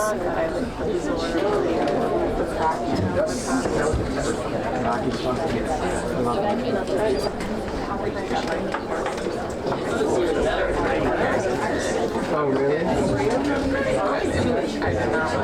And quite honestly, that's it. We can't really hear too much, but just going off of the vibes right there, I don't know if I really sense the creepy vibes. Like, oh, you're sexy. Like, let me see what you're wearing underneath that. I don't know. If he said sexy and then immediately afterwards motion for, you know, her to clean her teeth with a toothpick because there's something food is stuck in there, I don't know if I would really categorize that as him trying to hit on her. But like I said, you know, maybe it's completely different when we're a lot closer and we could hear the entirety of the conversation. But to me, it doesn't really seem too much to convince a jury that, you know, he was trying to sexually harass her. But we'll have to see what people say when they testify. I'm sure Jenny Slater's going to testify, Blake's going to testify, Baldoni's going to testify, and I don't know if Hassan Minaj is there to actually listen to the whole thing, but I see him in the background. And then there's also an Asian woman who's in there. Maybe she is Blake's assistant, because it seems like she's kind of going back and forth between looking at what Baldoni is saying and then looking at Blake and then maybe assisting her. So maybe she's like the makeup person or someone who's part of the production team. Not quite sure. Now, before we had the drama, before we had the major confrontation with Justin Baldoni, Blake Lively, and then she also reels her husband, Ryan Reynolds, into this whole mess as well. Before all that goes down, let's just like time travel back a little bit when Wayfair was just so excited to have Blake Lively get on board with wanting to be in this film. So they give her the lead role actress as Lily Bloom. And, you know, having Blake Lively on this project, it's a major deal with them. They're working with Colleen Hoover, who's huge on Book Talk. It Ends With Us was a success. She has a huge, large following on social media. So it's a big deal. I can see why Wayfair was doing so much to try to accommodate Colleen and Blake Lively. Now, Blake Lively, I think one of her representatives like sent an email and was like, hey, you know, she will accept no less than executive producer credit, which she did get, but she did actually get more than that, though. We'll get to that maybe later on. Anyways, they also paid her $1.75 million just to start in this movie, and I think they like transfer the money into her escrow account, which essentially holds the money for her. And then like once the services are like fully rendered, I think they end up like transferring her the entire amount, something like that. Also agreeing to give her box office bonuses and maybe like some monies from the streaming stuff and additional bonuses as well. Now, remember, Wayfair was a pretty small production company. Now, they did have other films that was directed by Justin Baldoni. But, you know, when you're comparing Wayfair to like the big people, you know, they were still like kind of like a very tiny fish in like a very large pond. Initially, they were planning on filming this movie in Boston because that's where the movie takes place. However, in order to accommodate Blake Lively, she lives in New York with her family. They're like, you know, we'll do the filming in New Jersey and, you know, hopefully it will help accommodate their schedule. And I do remember seeing a text message from Ryan Reynolds where he was really grateful for this. You know, I think during this time he was probably filming Deadpool, so they were probably trying to figure out how to get as much family time as possible with, you know, having two parents being an actor and an actress in these like movies. And so he was very grateful that they accommodated Blake Lively. Now, I want to go over to the DV porn stuff. That sounds kind of weird and ominous. I don't know why I said it like that. This movie is it's a huge fucking deal. You know, you don't want to disappoint Blake Lively. You don't want to disappoint Colleen Hoover. You don't want to disappoint Colleen Hoover's fan base. And so the topic of the rating of the movie came up. Now, remember, I don't know if I didn't mention this already, but when I was reading Blake Lively's complaint, this was like over a year ago, they really made it seem like Justin Baldoni was trying really hard to push the sex scenes, you know, maybe make the movie like 50 Shades of Grey. Maybe it was a little too raunchy for Blake Lively, and that's why she ended up taking over and having her own edits in it and then being heavily involved in, seems like, writing the script. But there was an email that I found back in September 2022. This is before Blake Lively was officially announced. And there was an email from the woman who met with Justin Baldoni. And basically, it's just like a follow-up email. And she's like, you know, I'm really great that, you know, I'm really happy that Wayfair is going to be partnering up with No More. No More is like an organization that works with like individuals, communities, and other organizations to help raise awareness for domestic violence and to help individuals get out of that situation. Additionally, on top of that, they talk about how they don't want this movie to be just like another domestic violence porn. And she was really grateful that Justin Baldoni had echoed that sentiment. I can see with wanting to handle this topic with care while at the same time make it entertaining, make it, you know, fun, sexy, but it's still a very serious subject matter that this whole movie is about. Now, they wanted to focus on two major things. One is with the Ryle character. The character is being played by Justin Baldoni, and there had to be like a really important balance between his childhood trauma that he endured versus excusing his behavior as an adult abuser. They wanted to make sure that, you know, we're just not just giving abusers excuses just because they had a bad childhood. And then secondly, the other focus was on the Blake Lively character. Now, Blake Lively's character, she had childhood trauma with domestic violence because she would see it between her two parents fighting, and, you know, the dad would get really upset and then he would end up getting really violent. And then the mom would just stay in the relationship. She wouldn't leave. She wouldn't want to, you know, stand up for herself. And she kind of just like took it. So they wanted to make sure that, you know, when viewers are watching this movie, they're not getting frustrated with Blake Lively. They're not yelling and screaming and just basically yelling at her saying, why isn't she leaving the relationship? So it's a balancing act between, you know, the fun and sexy budding romance between the two main characters. There's also this heavy element of domestic violence. And then at the very end, you have the story of resiliency, independency of the Lily character. You know, they're probably going to get this person to testify on behalf for Justin Baldoni because the discussion of domestic violence was way before Blake Lively even signed on to this movie. They wanted to research into domestic violence, especially amongst adult survivors. You know, when people watch this film or when this movie is about to be marketed, they wanted to make sure that there would be tools that they can provide for people who are in very similar situation as the Lily Bloom character. And they also discussed having an educational campaign before the movie's release. So I think this email is really impactful for Justin Baldoni. It backs his claim that he was always aware of the subject matter of the movie from the very beginning, that he didn't want to just make some domestic violence porn, something that was like overly gratuitous with sex scenes. And he wasn't trying to make the movie in a way that just seemed like something similar to 50 Shades of Grey, I guess. I don't think that's what Colleen Hoover and Blake Lively thought. It seems like once they started shooting and once edits were being made to the script, things were getting kind of awkward when Justin Baldoni was like, hey, you know, I think the scenes should be a little bit more sexier, I guess. It seems like what we're doing is like very PG-13. I'm worried that the audiences are going to be very disappointed because the book seems to have been very different. Now, Colleen seems to have disagreed with that, and their conversation gets a little bit awkward.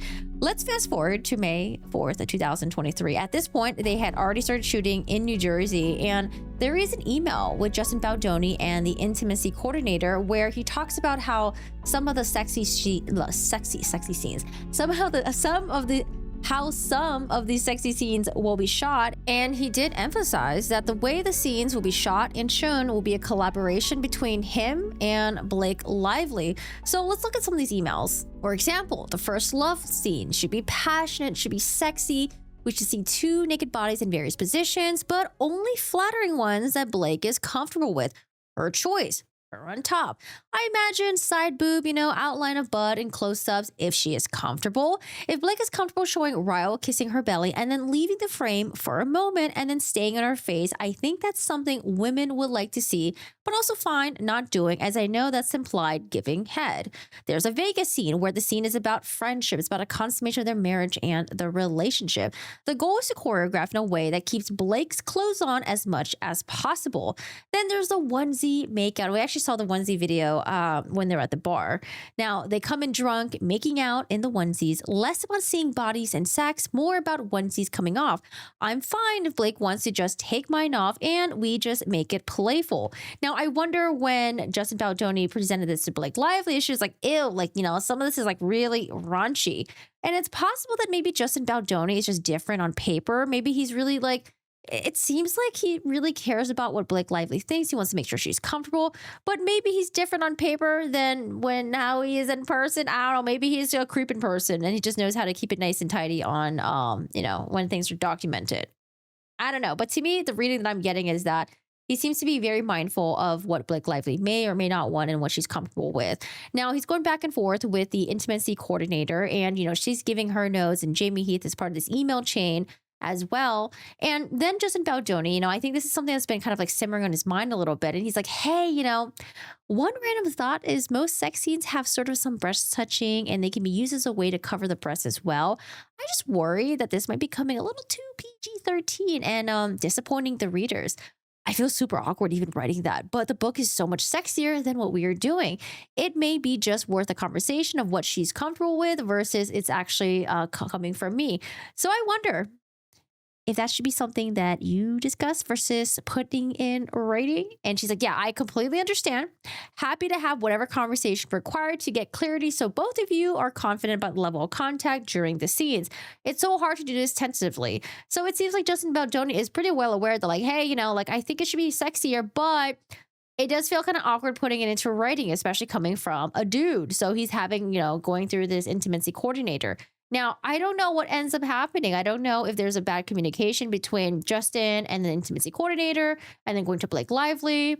I don't know if Blake Lively ended up having this intimacy coordinator turn on Justin or what, but it seems like, you know, at some point things does go sour. Now, it does get awkward in the text message between Colleen and Justin Baldoni, but before we get there, we do see a text message between Ange from Sony, and I forgot what her role at Sony was, but she was basically the person of contact that Blake Lively and Justin Baldoni have at Sony. So Justin writes a text message to her and says, I'll do everything I can to shoot an R film. She replies back, gotcha. Okay, I will update Sony. You know, you're going to try and get as much tasteful hot sex as you can, and we decide in post if it's PG-13 or R. She also writes, you find out if we are PG-13, will Colleen be okay? And does she think that her readers will be okay? And so Justin Baldoni replies back and he's like, oh God, I'm also looking for alternates for the word F word. But I need to know if I can say, I want to F you. It's so important. Not having in there would kill it. I think this is the rooftop scene where essentially the guy's kind of like he's like one of those like no strings attached. I feel like he's kind of a sex addict, but maybe not. He's just a no strings attached guy. And he's like, hey, I'm honest, you know, and tells her that I want to F you. Quite honestly, though, I think that scene was just so cheesy. Even hearing in the book, it was really cheesy. But anyways, he wants to make sure that he's staying true to the story, and he feels like it's saying that is very important. Now, there is this awkward conversation that he does have with Colleen, because I think the women are kind of like on a different perspective than Justin Baldoni based on what I'm seeing in the text messages. And Colleen writes a message to Justin saying, the first kiss is the most important part. Some movies put so little emphasis on it. And to her, she's like, you know, sex scenes, great, whatever. And I only really put it in there in the book for the readers. However, I prefer the subtleness. I prefer the hand graces, you know, the stolen glances. And it's fun, you know, when you're reading it alone, but when you're in a movie theater, things are just like kind of like a little bit different. She prefers like the angsty looks, the small little flirtations between the two romances, and that it's better than any other extended sex scene that you're just gonna throw up on there. So it seems like she's like giving like the women's perspective, right? Where the emphasis is more on the love and on the emotions. And Justin Baldoni, you know, I think Justin Baldoni it's a great quality, but I think it's also a flaw where you're just trying to accommodate everyone. And like Justin Baldoni, this is your product, you know, your project. This is you're the director of this movie. And I think he just wanted to make sure everyone was happy and he wanted to get everyone's input. But honestly, he should just know whatever the fuck he wanted, because I think that's what happens when you have too many people giving too many inputs into your own project, and then you end up having them take over. Now, Justin Baldoni writes, that's actually what Blake wants too. She never read the book, is that a dig, and doesn't want to make a raunchy movie, which I agree with. The question is, will people be upset if we go to PG-13 instead of R because the book is so filled with sex? Like, if he doesn't say, I want to fuck you, what's he say? And Colleen's like, I actually like that she hasn't read the book. I think it's important to have both sides of input. I call bullshit on that one. I don't know. I feel like if I was the author and you didn't read my book, I feel like I'd be like, I give you a side eye, But I know a lot of actors, actresses don't read the book, don't read the original source material when they're taking on these movie roles and TV shows. But I feel like as an author, you'd be like, come on, you'd be giving the side eye because wouldn't you rather have them read it? Anyways, yes, it's great to have different perspectives of people who read the book, didn't read the book. But I feel like if you really want to understand me, if you really want to understand the movie role that you're playing in, read the damn book. So Colleen, she is going to reply back, and she's going to reply back at Justin Baldoni's comment of the book is filled with sex. I think this is where things get a little bit awkward, just a tiny bit, just a little bit. So she says that I don't think the book is filled with sex. 2 scenes or 3. I don't think it's a sex readers are hoping translates in the movie. As a matter of fact, even with the I want to F you line, she doesn't even think that's even that important. What's more important is the line where the Ryle guy says to his girlfriend, Atlas, the homeless guy you pity fucked. She's like, that's the most important F word if it needs to be in the movie. Now, she says that as for the rooftop scene, there's probably a better way of saying I want to F you without, having that line in there. And maybe the readers won't even notice it. However, it's different for Justin Baldoni. He thinks that line is important. But he's getting all this input from all these big personalities, and that's where things are, I guess, starts to get a little bit messy. And so Colleen Hoover talks about, that's where she thinks that, I guess, when you're trying to translate sex from a book into a movie, that's where she doesn't feel like it really translate well into a film. And she brings up 50 Shades of Grey and how that's where she thinks they got it wrong sometimes. And that the book did not resonate at all for the sex. It was the emotion. And she only added these extra sex scenes because, I think someone told her to add it in there. But Justin's he's trying to respectfully push back. But Justin is I feel like he's being a little bit of a wiener, he wants to push back, but he just doesn't want to push back too hard. So he uses the audiences as an excuse. He says, well, I think I've been afraid to take the readers in a different direction, but I feel like that's what the movie wants. More about the love story about Ryle and Lily. Justin needs to just be like, you know what? I want it this way. And because I feel like it'll be different, if we don't have it X, Y, and Z, aka my way. But, I think Justin Baldoni is more of a soft guy. He doesn't have as more of an aggressive approach. And in these messages, it shows that while he's messaging Colleen right now, he was on a flight with Blake Lively. That to me shows that either he tried to approach Blake with this, hey, I think we're this is too PG-13. I think we need to add more sex scenes. I think we need to make it more sexier. I think he tried to do that and she shut it down. Or maybe he did go through the intimacy coordinator and she tried to have that discussion with Blake Lively and she shut it down through that. So now, instead of having that direct conversation with Blake Lively, he's having it with Colleen Hoover, was saying that, oh, I think your readers might be disappointed because, this might be too PG-13. But Colleen's like, no, it's not about the sex. It's about the emotional, the love. It's about the subtle touches. So I think Justin Baldoni has a different direction of how, obviously he does, right? He has a different direction of how he wants the movie to be presented versus what Blake wants versus what Colleen wants. But the thing with Justin Baldoni, like I mentioned earlier, he's the type of guy who just wants to accommodate everyone. He wants to please everyone. He wants to make sure everyone's happy. That's what I think. Rather than just be like, you know what? Fuck all y'all. I'm just going to do what I want to do because I'm the director of this movie. But I get it. I get it that he wants to be mindful of the women who are part of this film. Oh boy. But I think that's where things just started getting really messy because you have a lot of big personalities that are involved into this. And I think Justin Baldoni didn't know how to tell no to Blake and say, no, we're not doing it your way. We're doing it my way. I think there's just a lot of clashing happening. And, there are some people out there who just doesn't like confrontation. And I get that. I get that. But oh boy. All right. What's next? Oh, I did want to share this text message because I think a lot of us were very confused when we first read Blake Lively's complaint. It made it seem like there was no intimacy coordinator present during the first half of the filming. And it wasn't until her having to ask for one for there to be someone that would help coordinate the sex scenes and make sure everyone was comfortable. But we do see this text message where Justin Baldoni, I don't know why it says Henny Grace. Like, I don't know what, I don't know why he named himself that, but it's Justin Baldoni. He writes, happy weekend all, just wanted to flag. We should connect with intimacy coordinator and make sure we have a good plan, as I believe this week is the start of that work. So again, you know, more evidence to back that Justin Baldoni had an intimacy coordinator hired. It wasn't just like Wayfair was this like janky ass production company that didn't know what the fuck they were doing, you know, and they were just really messy. Because when I first read the complaint, I was like, damn, like Wayfair, like they must have been really new. They must have not known the protocol. It must have just been like some like, I don't know, like, yeah, I felt the way she described it, it sounded like a very unprofessional production company. So I will acknowledge this though, although my sentiment is definitely kind of like swinging towards Justin with all the stuff that I've been reading right now.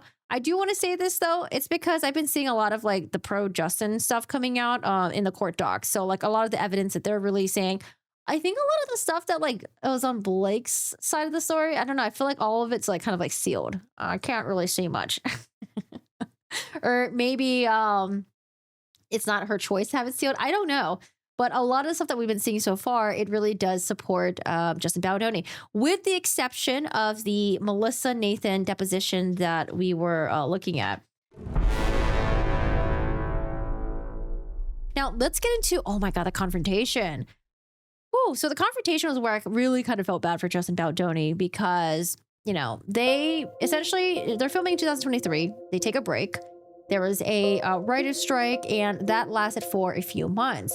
Now, as that's happening, they're supposed to get back and start filming again somewhere like in November, I think. But it kept getting pushed back, and Blake Lively's like, hey, I'm not filming with this fucking crew unless there are protections put into place.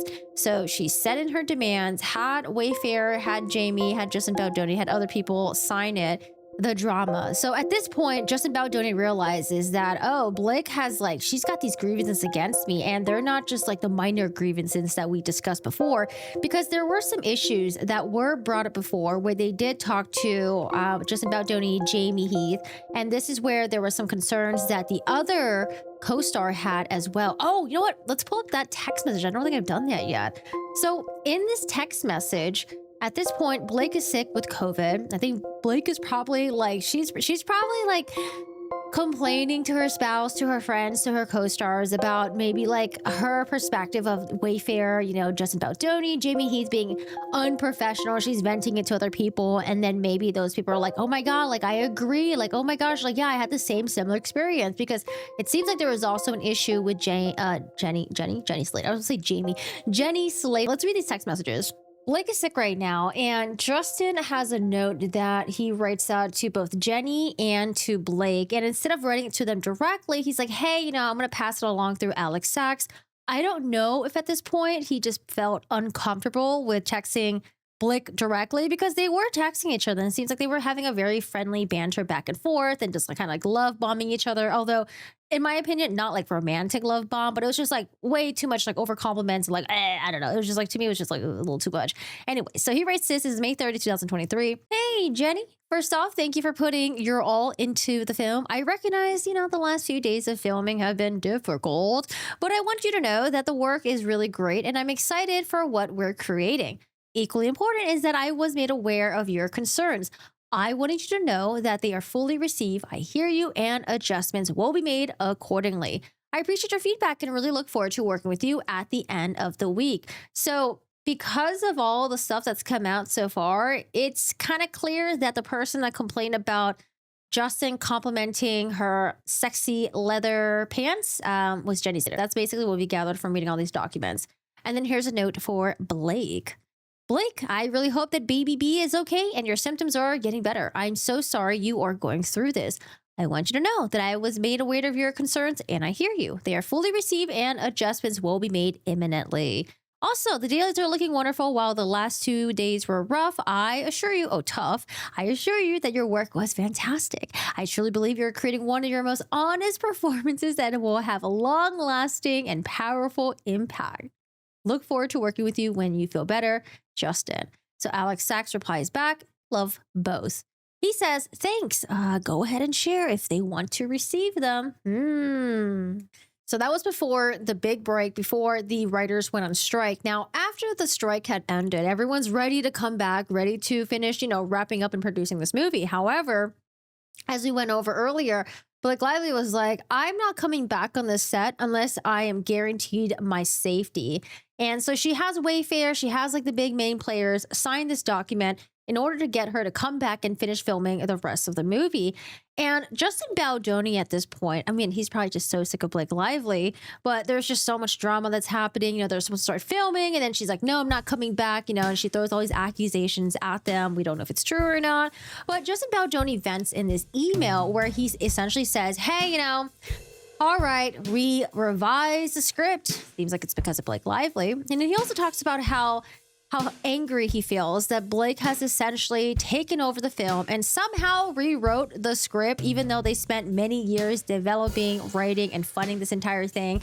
He talks about how furious he is at how everything is transpiring. But, at the same time, he's really sad because this is his project. He is the one who's the director. He's the one who's got everyone together to start this film. And he's been working on it for years now, just trying to get, Colleen on board, change it from the book to a script, and then getting Blake on board. And then now that we're almost at the finish end, almost at the finish line, it's like everything's just falling apart and Blake is just taking over from his perspective. And he's like, at this point, I'm just focusing on us getting past to the finish line. That's all that I'm thinking about right now. And the only way that I can do that is to just give up, let me wave the white flag. I'm just going to submit to her wants and just give her 98% of what she's asking for. And at this point, I don't have the energy to fight back. And Justin Baldoni is going to bring up the big elephant in the room. What are we going to do when we film the rest of the intimate scenes with Blake Lively? Because remember, yes, he's the director, but he's also the lead actor, and his character does get intimate with Blake Lively.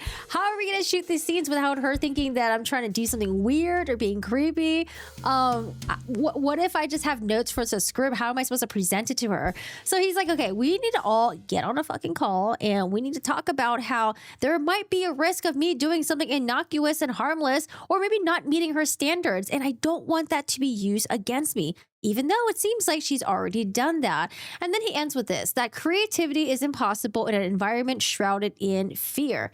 By now, we all know what she is capable of. Now, he's going to go through the rewrites of the script, and some of it's kind of funny. It seems like she rewrote a lot of the script. Oh boy. So, you know what? Let's change to this camera so you guys can see what I'm looking at.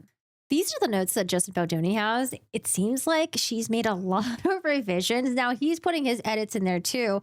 One of the scenes was supposed to be shot in, I think, in a karaoke room, but it seems like she changed it to the bowling scene, or maybe someone changed it. However, if she wants to rewrite a portion for this bowling scene, they're like, this needs to happen this week. We need to figure out what the scheduling is. We need to figure out what the shoot location is. We got to get the permits. We got to get the actors on board. There's a lot of changes that are being made, and it's not something that you could just do on the fly because we have to plan everything out. All right. It's not just going to be everyone's just going to accommodate right away. There's a part that she took out about him being shirtless in one scene. There's another scene where removing the no kissing on the mouth line. However, he's acknowledging that he thinks she's going to fight back. There's something about a hospital scene here that was being removed again in all caps. Something about being her request of this. There's also, I imagine is what made her say the boards were cheap. Oh, okay. So number 50, what is this? Need to discuss intimacy here. My boards had a fun moment between the two of them, coming in drunk and being playful. I imagine this is what made her say the boards were cheap. Damn, taking a jab at him. Something about intimacy here. He's like, I don't know what to do here, man. She has removed kissing, which is fine in the end. The last thing I want to do is kiss this woman. I feel you on that. Oh my God. He's just over it at this point. It's kind of funny. There's some scene that he left as is with her new dialogue. There's something about no driving through the red light. She can make whatever action she wants. I just feel like he's just so over her. Let her do whatever the fuck she wants then. There's a final scene that was adjusted at the beginning. Too many dialogues with Emmy. Oh, this is the dialogue with, I think, Blake Lively and the daughter.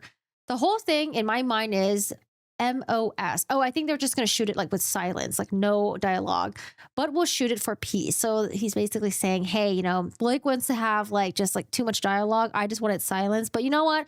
I'll shoot it for her just so we can have the peace. You know, I'm just going to basically, like he mentioned earlier, wave the white flag. Hate that couldn't miss you if I tried line, but again, leaving it in for peace. So she has these edits. He fucking hates them, but it seems like he has no choice but to kind of acquiesce to her demands. I mean, after all, he does need her to come back and film the rest of the movie because so much time, budget has already been sunk into this. What do we have next? Oh my gosh. Okay, I kind of feel bad about this one. This is wild to me, by the way. So Blake Lively, I'm assuming this is Blake. She sends this email to Justin Baldoni. This is like December 27th, you know, it's just like between the holiday, between Christmas, between New Year's. And she writes this. Hey, I hope you and your family had a nice holiday. Would love to set up the time for your meeting before we start production. We'll be back in town January 4th. Does 3 p.m. work? We'll host in Tribeca. Happy to just have you. Not sure if Jamie will be on the set, but he's welcome. We can also have the whole team, Todd, Ange, and Alex if you prefer. Please let me know on all. B. And honestly, it seems like a nice little note, you know, a nice little innocuous note. Doesn't seem like anything's gonna happen. If I was Justin Baldoni, I'm like, oh, okay, cool. Like, you know, maybe she's like, maybe she wants to sit down and talk to us and basically just iron everything out. So Justin writes back, hey Blake, adding in Todd and Alex, you know, January 4th, yeah, sure, 3 p.m. should work. Todd, Alex, and Chris, our AD, will attend. See you then. See you then. Justin Baldoni doesn't know what he's about to walk into. Now, before he goes in, though, he does have a group chat with the rest of his friends where he's like, hey guys, like, dude, we're about to go in. I just need some support. Please help me out. This is what he writes verbatim, though. Let's read it. This is what Justin writes. Justin's like, hey y'all, happy new year. Flying back to New Jersey. Friday is day 1 out of 17. So they're going to be shooting for 17 days with Blake. Dun, dun, dun. I haven't seen Blake in person since this safety letter / accusation. Feeling all sorts of things. You know, she used the whole claim letter to gain power over the whole production. Trying to find my balance of captaining a ship and leading it while it's being held hostage. How to give her most of what she wants while maintaining some of my own vision. And starting Friday, acting and working with this person who can and will use anything she can against me. It's all scary, yet I know I have protection. Starting this thread again as I need the emotional / spiritual support. Love you all. And everyone's like, oh, we're sending prayers. Oh my God, such a challenging issue. So difficult. I can't even imagine sending prayers, buddy. Everyone's like, yeah, sending love your way, you know, and they're like just basically supporting him. And Justin's like really like grateful for this. Next text message. Where are we at?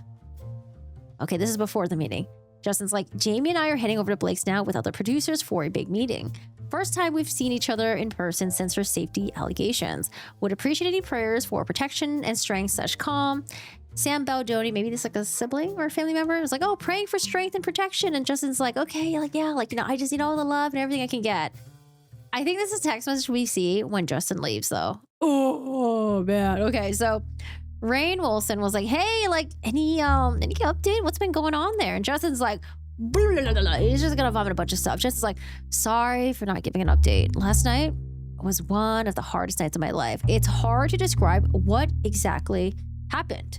The only way to describe it, it was an ambush. I had no words. I couldn't formulate sentences. My brain was trying to defend itself when they were needing me to apologize for all the ways I have fucked up and made her feel unsafe. Ryan was talking to me like a 5-year-old and scolding me. They essentially said that Jamie and I are not who we claim to be and that for us to have a podcast is unsafe because it makes people feel like we are safe. I was read from a phone all the things that I did while many of them were based in actual situations. The events were wrong and things were taken completely out of context. The word creepy and abuse were used in reference to me and my behavior. I was then given the words of what to say and had to apologize, which I was unable to because my brain was trying to comprehend what was happening. I was in shock and basically went to feeling like I was a 7-year-old again when I got home last night. I was emotionally paralyzed. It was as bad as it sounds. Jamie did a beautiful job apologizing. I did not have the words. I was embarrassed for myself as it happened in front of the team. but I was embarrassed that I was unable to even formulate the correct words to apologize and honestly just feel like a bad person. It's hard to feel so much of what they believe about me is false because they are so convinced that it's real. Looking for the nuggets of learning, which there are many and somehow have showed up today. Thanks to Jamie and my wife, and we're currently shooting I Love You All. Dude, he's shooting right now with fucking Blake Lively, dude. Oh my gosh. There's more. Justin says my brain was struggling because of what I wanted to say and do was run and blow this whole movie up. It's like, yeah, fuck this shit. Because it was just so unjust. And yet the only path forward was to acknowledge her and Ryan's feelings and apologize and take the wrath of an angry husband. Yeah, I couldn't even do that correctly. I prayed and prayed and prayed for the words, and I didn't come, so I felt abandoned by God in that moment, even though I know that's not what happened. We were told this was the worst experience of her life, and others have witnessed this behavior, and the behavior on our set was creepy. I was emotionally paralyzed, which is something I haven't experienced in years. And Rain, imagine all that meeting that all those years ago at Soul Pancake at Gloria's, but times that by about 100. I spoke to my therapist for an hour. She tried to get me out of the haze, and as I literally could not get myself off the couch. I don't know how I'm going to make it though, but I know that I will. And just knowing that you're all here for me means the world to me because even Jamie here and my wife and my family never felt so alone. You know, putting a smile back on my best to lead the crew. I will unpack and process this when we wrap, of course. I apologize for the vulnerability dump. This is one of the few safe spaces that I have right now. I love you all and thank you for the prayers. And literally, he is like, sorry for my dictation grammar. I'm in between shots. Like, he is directing right now, but this is like heavy on his mind. He's trying to vent to his friends. Oh boy, and everyone's like, oh my God, I can't believe it. You were attacked, you know, you were ambushed. I'm stunned about this. And I mean, I feel bad. I feel bad for the guy, but we have two totally different perspectives of what went down, it seems. You know, there's like the Blake perspective, there's a Justin Baldoni perspective, and there's probably like different gradients of that with the people that saw what went down. But oh boy, just like that is fucking crazy. It's just like the email that she sent to Justin where it's like, hey, you know, I hope you had a great happy holidays. Let's all get together and meet in my apartment. You know, I won't come host, you know, like you guys can come over. Let me know if the whole team can come. It just seems like so harmless. But then they go there and he feels like he was being ambushed. And for those of you guys who have been following this case, know exactly where it goes from there. Now, Justin Baldoni films the rest of the film with Blake Lively, and he's supposed to be given this like sacred time in the editing bay, uninterrupted, where he gets to go in there and edit the film how he wants to. However, he does let Blake Lively come in for like, I think 2 of the days or something. And then it goes from 2 days to more days. And at some point she has another person coming in to help edit. I think like someone who like did the Deadpool stuff. And then she just like cuts Justin Baldoni up like out completely. It came to the point where she wanted to have the producer's mark. Now, remember when they negotiated, they said that she was going to have the executive producer credit, but now she wants to have the PGA, basically showing that, hey, you know, I put in a major contribution in producing this film. Give me credit for it. Not only that, there was some of the music that she replaced. There's a Taylor Swift song that was supposed to be in there. Yeah, it just really seems like she took over the film. And remember, there was 2 versions of the movie. There's the Justin Baldoni version and there was the Blake Lively version. Justin Baldoni claims that his version did better. And also, Blake Lively had to make adjustments to her version. And what she would do is she would take pieces from Justin's version and incorporate into hers. That way, hers would do better in the ratings amongst the test audience. Oh boy. And then remember with the cast and crew members essentially marketing the movie with Blake, you know, they're all invited to the Deadpool movie premiere. That's a huge fucking deal with Ryan Reynolds. You know, everyone's there. Hugh Jackman's there, which by the way, I fucking love Hugh Jackman. But digressing. And so Justin Baldoni was not part of any of the marketing stuff. He was also iced out of the Book Bonanza, the big book conference that happens every year with like Colleen Hoover, I think. And guess who got to go? Blake Lively. But then there was also a special appearance with Brendan Sklenar and then Isabella Ferrer. They weren't supposed to go, but Blake apparently paid out of pocket to have them go. I don't know. I wonder if she's just like putting it in their, like in Justin Baldoni's face, or if she's trying to just shower the rest of the cast members with gifts because one, she appreciates that they believe her story, or she wants them on her side. Like, I don't know, there's a multitude, Blake's favorite word, of reasons why she did that. But what we're going to get into next, and it has to be a 2-part series because we're already hitting like the 2-hour mark or getting close to.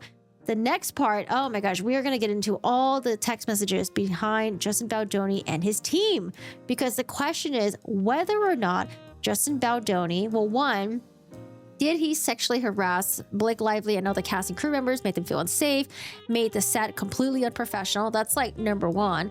Number two, did he try to retaliate by essentially hiring this crisis PR team to go after Blake Lively and destroy her image? I just feel like so many things are just so fuzzy here because with the stage one, it seems like from what I've seen so far, I do think that Blake thought that, you know, Justin Baldoni was being creepy towards her, but was it something that she was just really sensitive to? Was she exaggerating it? Was it one of those things where you go back home and you talk to your husband or your friends about it, and what you thought that was like not a huge deal became a bigger deal because as you're ping-ponging back and forth, you know, the people that you're speaking to makes it feel like, oh, actually, maybe it was a lot worse than I initially thought. I don't know. There's a lot of I don't knows because the only part that we've seen from Blake Lively so far is the complaint that she dropped. It was a complaint that she dropped. And then like in between then, there's just a lot of evidence that the Baldoni team has been releasing to the public. We haven't really heard too much from Blake Lively, aside from some of the court documents that are coming out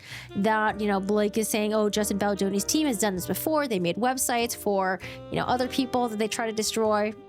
I don't remember there being a Blake Lively like website though, but yeah, we'll definitely get into all the behind the scenes stuff to see, you know, just how bad or maybe not bad these text messages were between Justin Baldoni, his team, what they were plotting, what they're not plotting.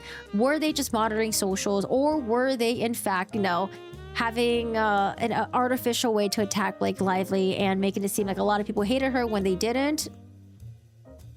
That's the big question, but it's a lot to go through, y'all. I appreciate you guys being here. I also do want to touch up on Blake Lively's deposition. There's also Jed Wallace, a guy that I'm like, I don't know what he does, but he does something behind the scenes with socials. We get to touch on his deposition as well. And then Justin Baldoni's team, his lawyer, has done these interviews in the public. I do want to go over those. And he talks about how Justin Baldoni was feeling, how everything was happening, especially with the big fat lawsuit against Blake Lively. And then also, in terms of Justin Baldoni's lawsuit, he did suffer a major loss. So we'll talk a little bit about that. And yeah, that's a lot of content for the second video. I was actually going to put this all in one big video, but like I said, it's going to be very, very long, y'all. So thank you so much for watching. I hope you guys enjoyed so far. And yeah, like I said, it's been a while since we covered this feud between Baldoni and Blake Lively, but there's just so many other people involved as well. We get to know more about the behind the scenes PR stuff. You know, if you're not in this industry, if you're not a part of it, a lot of the stuff that's happening behind the scenes, it's like kind of like you had an inkling, you know, things like this were happening, but I don't know, it just gives more insight of what really goes on behind the Hollywood scene, behind the PR stuff, the whole marketing thing. But thank you so much for watching. I hope you guys enjoyed this video. If you guys are new here, don't forget to hit the subscribe button. I would love to have you guys come back, check out my other videos. We do mainly cover a lot of true crime cases. And, you know, this one we're covering because it has to do with like lawsuits and stuff and just crazy stuff. Now, like I mentioned, they are going to have their trial scheduled for March of 2026. That's in like, yeah, less than 6 months. Let's see if that happens. Let's see if it doesn't, you know, maybe it doesn't get delayed. All right, y'all. I hope you guys have a good one. Take care, and you guys have a great week. Bye, y'all. Thank you.